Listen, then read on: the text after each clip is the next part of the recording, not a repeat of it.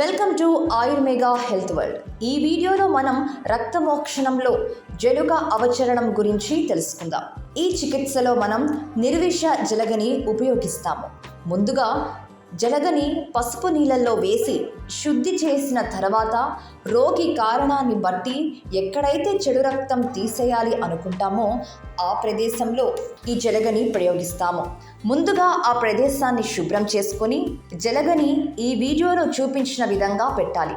ఒకవేళ జలగ ఆ ప్రదేశంలో పట్టుకోకపోతే సూదితో గుచ్చి ఆ ప్రదేశంలో జలగని పెట్టాలి. ఈ వీడియోలో చూపిస్తున్న విధంగా తల కొంచెం పైకి లేసినట్టు కనిపిస్తుంది. అప్పుడు పట్టుకుంది అని మనం గ్రహించాలి. ఆ తర్వాత దాని మీద కాటన్ తడిపి ఈ విధంగా ఉంచాలి. ఈ విధంగా జలగ ఆ ప్రదేశంలో ఉన్న చెడు రక్తం పీల్చుకొని వదిలేస్తుంది.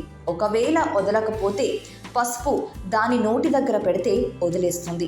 తర్వాత దాన్ని నీళ్ళల్లో వేసుకొని శుభ్రం చేసుకోవాలి.